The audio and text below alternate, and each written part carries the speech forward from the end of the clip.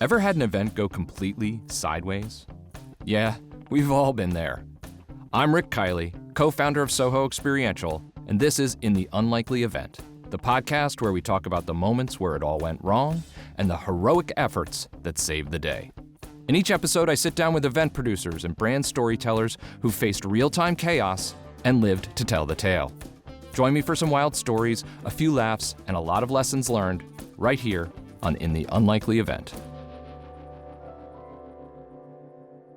Welcome to today's episode of In the Unlikely Event. I'm Rick Kiley, one of the founding members of SoHo Experiential, a New York-based marketing agency that's created and produced several thousands of events in our 20-year history. You've been there for a lot of them, all of you. Yep. I think we produced several thousand events this year, dude. I know, several thousands. Tens of thousands? Tens of thousands. Hundreds of thousands? Maybe. All right. I think we might be at 100. Several hundreds of thousands of events in our 20-year history. Joining me today, I have three friends and colleagues. First, to my left, my business partner and fellow founding partner of SoHo Experiential, Jeff Boedges. Hi, Jeff. Thank you for having me. I didn't have a choice. Oh, that's right. I wasn't even invited. I'm not even supposed to be here. Over here to my right, we have our sometimes client, always friend, Emma Medina, who is currently the CMO with an emerging wine-based RTD brand, Roué. Did I pronounce that correctly? Yes, you did. And nice. It's a wine and a wine-based RTD cocktail. Wine and an RTD-based cocktail. Got it. Cool. And we have a current client and close friend, Sarah DeCoste, who is the Senior Category Director for Campari America. Hi, Sarah. Hi. Thanks for having me. Amazing. Welcome, everybody. Before we jumped in, I'm going to try to set the scene for the unlikely event that we are talking about today. Take us back. So if you recall, SoHo Experiential was hired to create and produce a cognac tasting program titled The Heart of Cognac Experience for the Remy Martin brand in 2011. So we're going a little far back.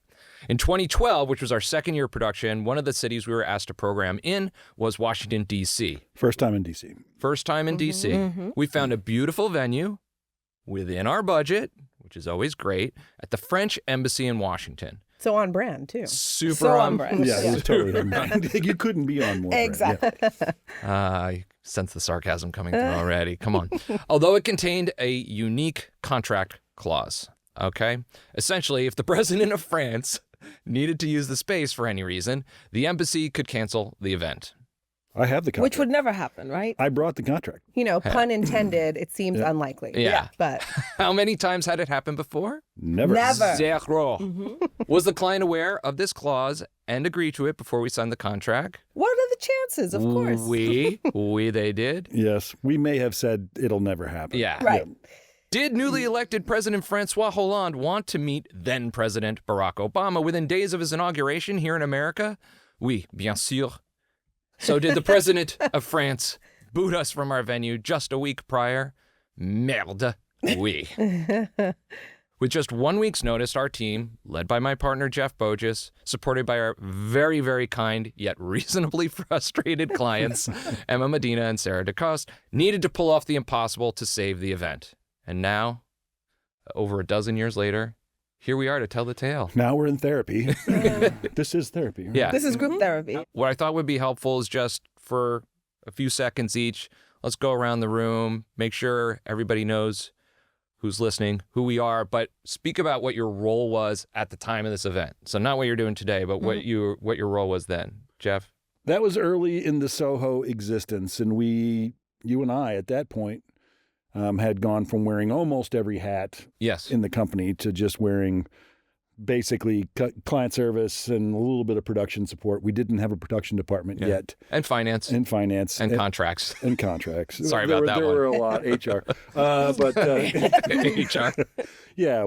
So 5 hats. We still wore a few hats. And as I recall, like you just said, I mean, they called us on a Monday and said, you can't use it on Friday. Yeah, it was. Yeah. And so it was a bit of a fire drill. Sarah, what were you doing? What was your role at that time?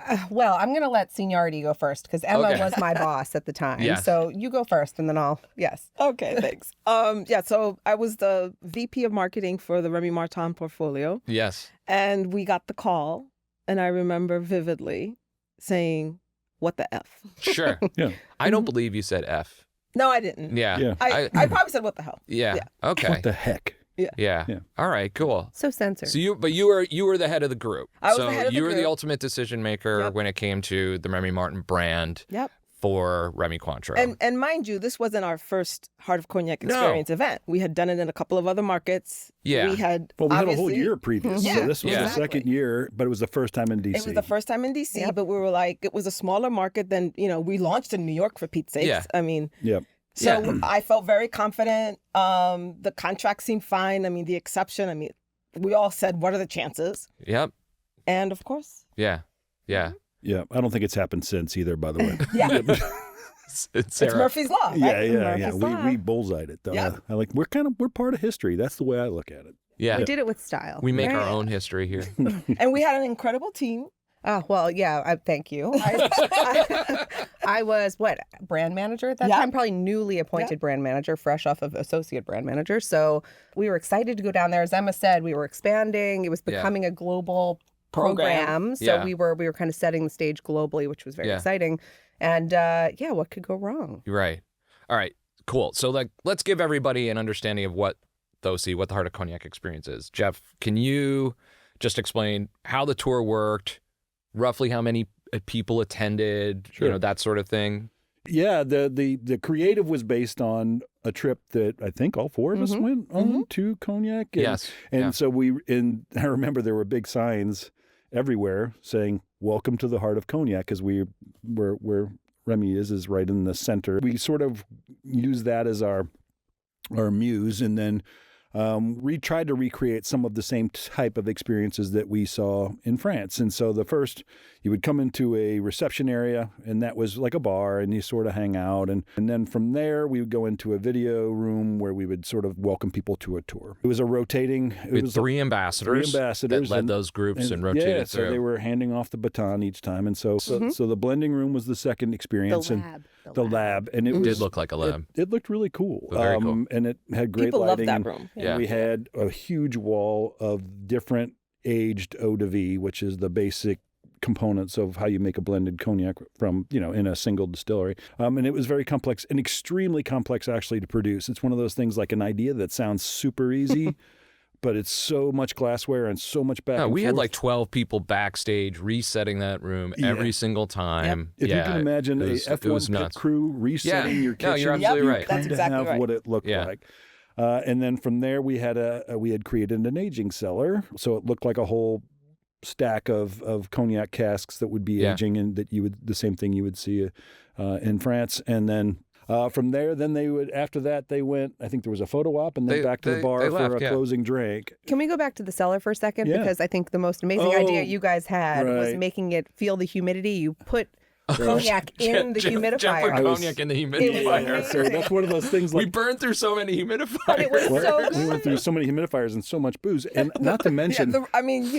You were smelling the cognac the minute you Well, walked in. that's it's the way it is. great. When you go into the aging cellar, the first thing that wallops you is one, the humidity, and second, the smell of cognac and oak. And it is a fantastically intoxicating, delicious smell if you're into that kind of thing. And so we wanted Yeah. to recreate that. Sorry, can we just go back to like when we went to France and experienced that? We Yeah. all had the same feeling. Like, Oh, yeah. this is something that everyone needs to experience. And if you can't bring consumers to France, we'll bring France to consumers. Yeah, Sure. That was it. exactly. That was Yeah. it. That was exactly the right motivation. There's nothing like being at the brand home for understanding Exactly. a brand. Absolutely. I drink VSOP cognac to this day Because of that trip. that trip. Yeah. Yeah. And this is why the event was perfect. So what could go wrong, right? It was perfect. Yeah. It was perfect. So we would, just to sort of bring this home, so we toured to many cities across the U.S., and we would set up this very complicated set for 3 or 4 nights in a row, depending on the cities. Yep. And to do that, we would have to secure a venue that could house this thing, which with the 3 rooms and sound and all that, like, it were very specific specifications. We needed like 12,000 square feet, and we needed back of house space and stuff. So, The kit itself was massive, Yeah. and it had to have loading docks and space for Right. for forklifts. It was a full tractor trailer, It right? was a full Yeah. tractor. So trailer. Jeff, what was the process that we went through identifying and securing venues? Well, God bless again, I will reiterate, we didn't have a full production department at that time. So client service really was doing everything. And they would find every single venue themselves. And they would give a list. And so the list I looked at for DC had 40 venue choices on it. And we chose the one. Okay. And we all fell in love with the space. Yeah. Right? Yeah. Again, it looked like... the connection to France, everything. Well, and it looked like the brand home. It looked like the family home. Exactly. And that was, you're like, oh, this is perfect. Great. So we have a perfect venue with one issue. I think maybe this is the time for your show and tell. Can you read us the actual clause? I found the actual contract. Which how long was that contract again? The contract to rent the French embassy in Washington, D.C., which is referred to as La Maison Françoise or Française. How do you say? Française. Française. There we go. My French is fading. I found the contract. It's one page to rent the French embassy. You can't rent skis for one page anymore. I mean, you can't rent an egg beater with one page. Anyway, but it had the last clause, the very last clause, which I've highlighted in yellow, and it's got about 18 words. In case of unforeseen diplomatic events at the embassy, the Maison Française reserves the right to unilaterally cancel this contract at any point in time. And so I went back and I looked, and they called us on Monday, the day of load-in, and said, hey, welcome. Now you have to get out early and be ready to go. So, yeah. And I just want to double check here. We did check ahead of time, Emma, right, on this clause? Yep, and we ran it through legal, and we all said the chances are really, really small. And then now's the time for us to say, no, we never knew about this. No. Revisionist history. No, I think it's been established I'm the Girl Scout of the group. So all right. Yep, I cannot tell a lie. We went through the process. We went through legal. We all, I held hands with the legal department. So safe to say, no one thought anything would happen. Never. Right? Never. And so, Jeff, you said it was the call us on a Monday, it was a Friday, but can you take us to the phone call? Did you get the phone call? I don't think I did. I think Jeannie got the phone call. And then if you guys you guys know Jeannie very well. Jeannie is member of the SoHo team who was the account director on this piece of business. Yeah, and she came in with that look, and I was like, oh, shit, what happened? She's like, you're not going to believe it. And she dropped the bomb on me, and I was just like, I do think I had the unenviable task of calling you, Emma. Yes. Yeah. When the phone call finally came to you, what was your reaction, and why wasn't it murder? She's like, I wanted to murder Jeff so many times. Face on a dartboard in the office. No. I obviously had a mini panic attack. Yeah. And the first thing, I don't know why, but the first thing out of my mouth was, Jeff, where are you? Why aren't you down there figuring this out, right? And he was like, well, right now I'm at a bar having a Remy VSOP. So on brand. So on brand. And I was like, yeah, well, at least he's drinking the product. Yeah. I mean, the thing is like when some of these things happen, you kind of set the plan and then you have to live with it. You're like, all right. You have to figure it out. Yeah, well, and it's just it's picking your poison. It is whatever, because you're just like, well, this is the best of the shitty solutions we've got, because sometimes there just isn't a good one, but It's also no one's fault per se, except right? Except for the president of France. Yeah, President of France. But I mean, like in this group, it was no one's fault. So it's not like murder Soho. It's okay. Let's just figure it And I out. believe it doesn't. And so we decided that it was because of this was such a high profile issue that as partners in the agency, one of us had to go down and be there in person. And I'm just wondering who drew the short straw there. Well, I'm just going to say I that. think what happened was Right. no, what would happen is if something got You were scared. sideways, I would call Emma, and Emma would be like, you need to fix this. And she wasn't talking like the royal. She's little, but she will get you. She wasn't. Oh, she held you personally responsible? Is this true? But I mean, again, and this wasn't the only time. But I mean, we didn't worked have to together say for a lot of it. years. People just know. You do. Yeah. You do have that power. That's nice. That's nice to walk around with that power. Yeah. All right. So Jeff drew the short straw. Yep. And he went down. I and did. so that basically gets us up to speed and gets us into DC into the night of the loadout of the event. We had to find another spot. Right. We had to find another location that would take us on 4 days' notice with all of that chicanery, and it was a circus. How was that? Was that easy to do? I mean, it was hard to find, one, and then the contract I also brought is, compared to the French embassy, is 10 pages long. And then I remember having to not only help get that 10-page or 15-page contract through legal, but then also figuring out. Oh, that's right. You guys had to review every contract too. Yes. I forgot about that. Yeah. And then we had to figure out the budget aspect. Because we had an overnight loadout where we had to bring in a Green Beret squad, a whole bunch of extra people working from 11 till sunrise. That's the hardest I've ever loaded out. Yeah. So, but yes, we had a Green Beret squad. So wait, so the loadout, we're getting down there now. So event ends at 11. You're managing the overnight loadout. Not really. We did have Josh, and he was really kind of managing the loadout. I was there to make sure that we had enough muscle and frankly to help and just and also make sure things didn't get damaged. Moving a lot of that stuff. The biggest challenge with that set was, we need directions for each room on the setup. So because it was kind of all passed down, right? There was no real, and it was a very complex set. And so, like, if you wanted to do it in a hurry, you needed to have people on site who had done it before. Right. And so that's really, Josh could take one room, I took one room, and I think Gene and John took the other. Yeah. And so we each divided and conquered because we ended up with a bunch of extra staff that obviously didn't know how to do it.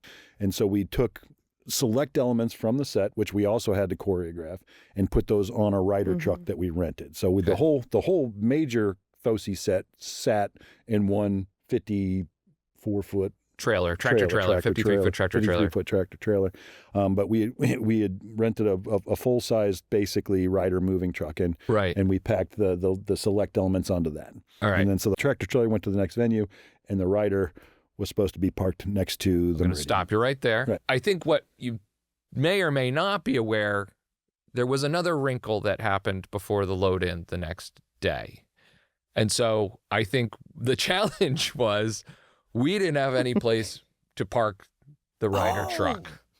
Yeah. So, I do slightly remember that. So contract clause was major problem number one, but this is major problem this number is when two. The wheels fell off. This was. So it's like, it's not like you can park it in the driveway. Exactly. Already we've pulled off a Herculean feat to get this thing, find a venue, get it contracted, get everything moved, get the staff arranged. 4 days. Yeah. And choreograph a much adjusted event flow. Yes. In order for these guys for the distributor to be able to come for in. 100 distributors in DC. And God, I hope they moved a hell of a lot of product right after this. Well, DC was a good market for us. Yeah. Very good. A lot of steakhouses in DC. Good. Yeah. Man, we put the effort in. Okay. Yeah. But these events, you need everything to go right, because one blown tire can throw off the entire vehicle. So you were supposed to be the one who picked up the truck in the morning. Yeah. Yes? So I was just please tell us. Yeah. So Josh parked the truck.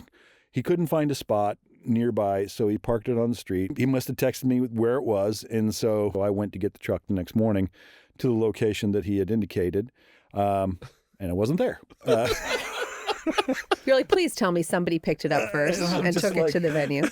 No, I'm pretty sure he's like, I'm definitely not in the right place. For sure. You're just like, and I was only on like 3 hours of sleep, and I just remember going, calling Josh, and I'm like, and it's one of those things like, and the F-bombs and other expletives coming out of my mouth were probably not very kind, but I was like, where the F is this truck? And he's like, dude, I left it there. And I'm like, oh, well, no.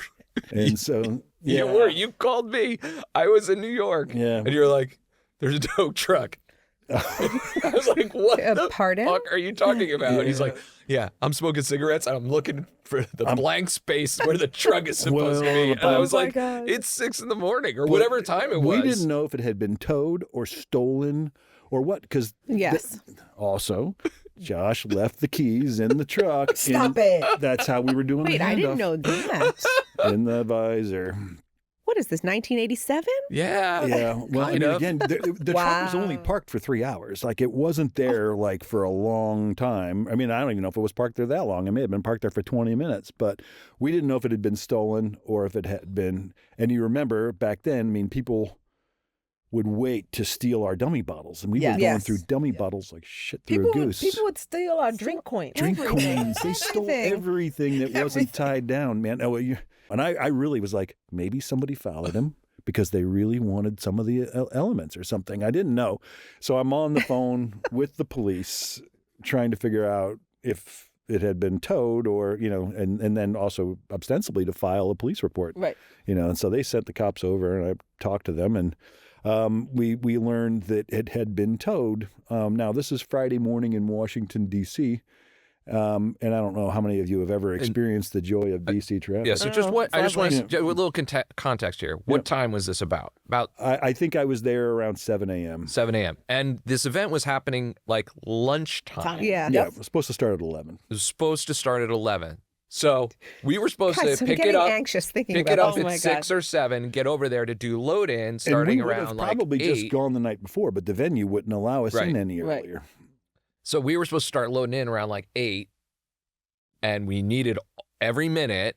Yeah. And then And our whole I think the army, impound our and, whole Green Beret army was there waiting. and the truck was in But the no impound truck. lot. Oh my God. And how far was the impound lot? It was on the other side of Washington, D.C., which it may have been on the other side of Mars. I mean, there was no fast way No, to get it's there. terrible. Zero fast way to get there, man. And it's like, The cops weren't going to give you a ride. no, they wouldn't, or an escort. Police are I like- tried to get, I promised them a free dummy bottle. We can't pony up the real thing, only the dummy bottle. We got this. We got nothing, man, as I recall. But I think Josh, we sent Josh to get the truck, and I went to the venue to try and start figuring out creative solutions to let the show go on, if we had to, without a set. I think the question I have for you is like that morning, like when did you first realize something was maybe a little bit off? Probably when I got to I don't think you told me before I got there. So And when Jeannie we got may to have, the, yeah, Jeannie may have been the one to first, because I'm sure. I was running around like a chicken with my head Yeah. cut off. Yeah. Okay. But I mean, my job before Remy had been sales for a startup. Okay. So I was used to this kind of chaos. Chaos. Yeah. Yeah. So Jeannie told me, and it's Lack like, of oh, professionalism. shit. But at the same time, it's like, all right, roll your sleeves up. Let's Right. like, figure this out. Right. Yeah. Were you, Emma, were you in the loop as to what was happening that morning? I didn't have this level of detail. Okay. But I was definitely in the loop. And all I kept thinking was, I need to talk to Brenda, who was our finance analyst. Because I was like, I think we need to find more savings in the budget because this is definitely going to be over budget. Yeah, So I okay. was crunching numbers like a maniac Yeah. with Brenda, just trying to make sure. Because if, you guys may not know this, but Sarah knows. In the almost 8 years that I was at Remy, Right. I was never over budget. All and right. I was not going to let this be All out right. of This is not over ruining budget. the This was streak. not going to ruin my streak. All right. So I was like, Brenda, we got to find money. That is Yeah. all right. There was a lot, but we had to do that a lot on this program because it was definitely Yeah, the pricey. first couple of years, it was it tended to go over budget until we found our groove and figured out how to find savings. that is the mode that most programs Yeah. follow. But thankfully we had a very we had believers on the French side. They really Yes. believed in this program. So Oh, they it gave us a definitely bit of moved the needle. latitude. I mean, it but definitely even moved the still, I needle. was like, there's no way we're going over budget. We'll figure this No. out. Let's just Yeah. we have to make it happen because we knew it was the most impactful way we could educate consumers on cognac. Right. I mean, we would do research and consumers would say, "Oh, cognac's made out of potatoes," and we would like, "No." Yeah, potatoes. Right. So, yeah, people like- don't know what cognac was. People didn't know what cognac was. Yeah. No. All right. Well, so I think we should start to try to get to the happy ending. Okay, here. happy ending. Okay. Yeah. So, truck finally shows up.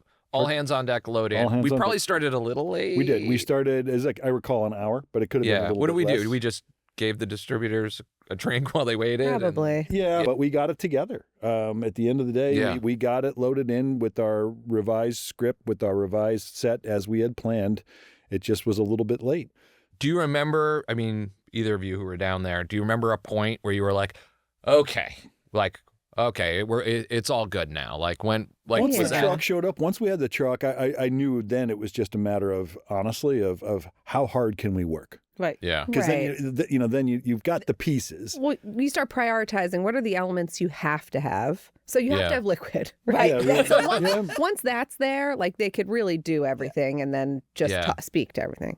I think the actual distributors liked it. Yeah, that's the question. Do you know, did we get feedback from the attendees? Did they like the event? Feedback being very, very positive and everyone really enjoying the event and learning so much. Most importantly, that was the biggest feedback, right? That, I never knew, that that there were over 200 ODVs, or I didn't even know what an ODV was. Yeah. Like all of these things. Yeah. And this is coming from some of our own salespeople, right? Right? Yeah.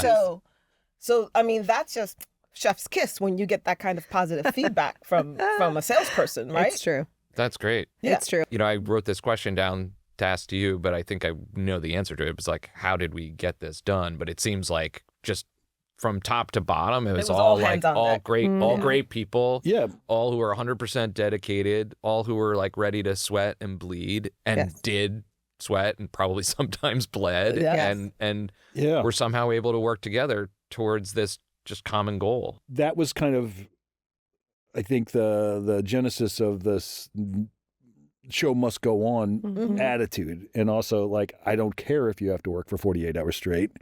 That's what it's going to take. But we would never say, I've done my best, but we give up. It just wasn't.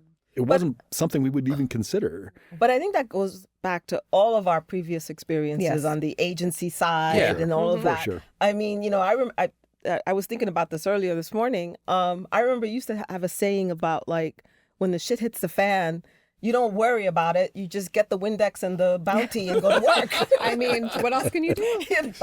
So then, that's... and that became kind of our thing. And I was like, you got the Windex, hun? I probably would have drank it.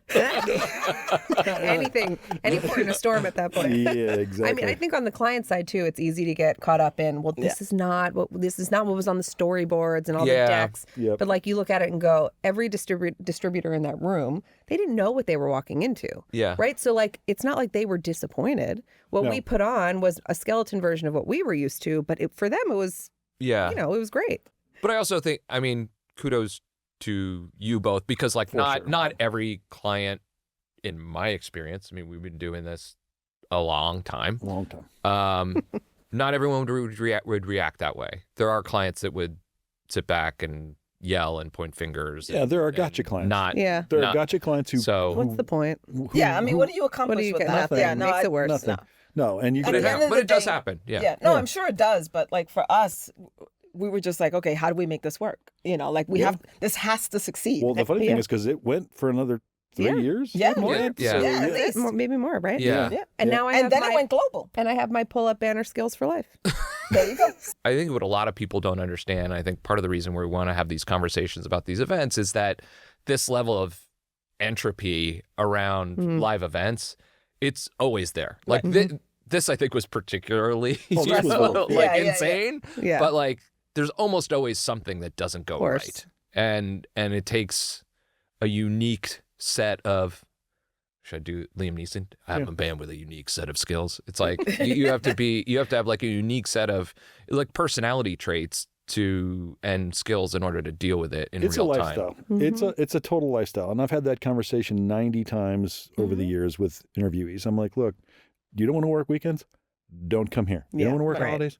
Don't come here. You don't want to work overnight? Don't come here. It's a lifestyle. It's like you got to, and when you come in, it goes back to what we were just talking about. Like sometimes the shit's going to hit the fan, and you just got to make it to work. deal with it. Now, I will say that when you look at some of the catastrophic implosions of events that we've all seen in the national news, that's also a lack of planning and understanding everything that goes into it. And so, most of the time, if you've done enough of your homework, you're ready for almost any contingency. Yeah. You've got them already planned. It's just these really Monkey wrenches, outlier, Mm-hmm. what they would call in legal terms a force majeure that is really difficult to respond to. Yeah. But again, if you've done it enough, I think just knowing you can do it, knowing that I've pulled the rabbit out of the hat before, Right. gives you the confidence that you can do it again. And you have the time, the team that will go the Right. distance with you. Yeah. 100%. Yep. Yeah. So I think we have two final things to end on here. First, like lessons learned. I feel like we're kind of getting into that conversation, but like around this event or around events in particular, is there like a takeaway that you have or that you would think worth sharing?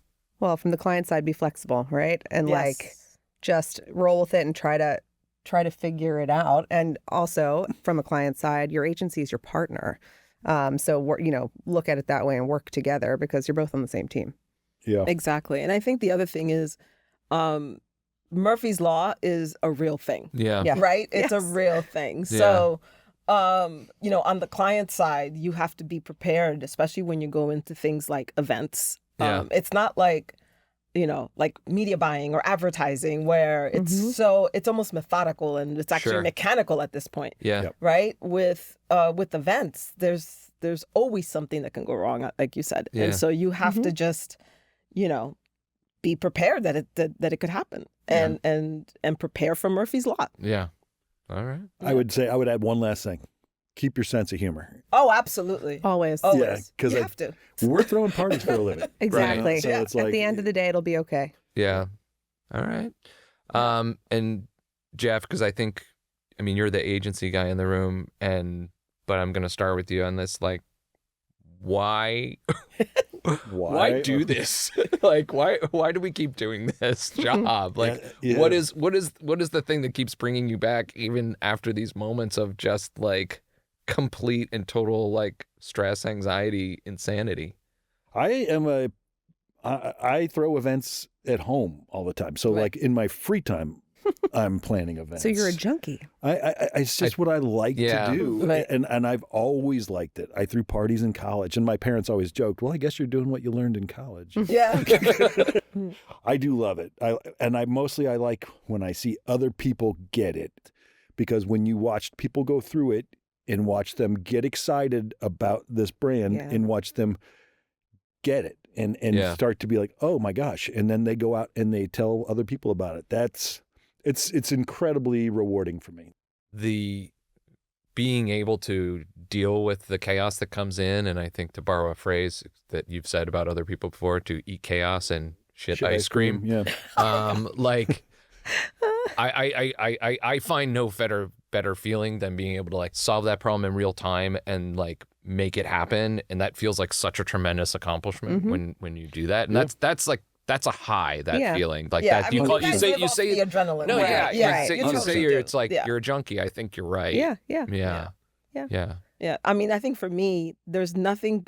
Look, you could have millions of dollars invested in advertising. You don't see how the consumer really reacts to it. You can do these post advertising studies and you get the reports, but you don't really know how it impacts the consumer. Right. But when you do events and you're there and you see the consumer's reactions, to your point, and you see how much fun they're having with the brand and how much they've learned, and you can watch them actually going from maybe someone who's curious about the brand to actually leaving and loving it. Yeah.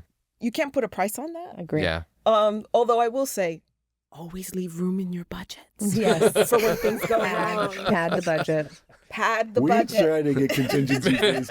We The try to clients get, always kill our contingency line. Contingency fees and research are the first two things that get killed. Yeah. Oh, yeah. I mean, I'd like to know how it goes, but yeah. Well, this is also a message to all the brand marketers, Yes. all the brand managers Right out on. in the world. Thank Yes. you. You know, it's not just for the agency. Like, like Sarah said, this is a partnership It's- thing. yeah. And Yeah. so, Exactly. We're going to give you a commission on every contingency fee we get now. there you go, Okay. honey. Wow.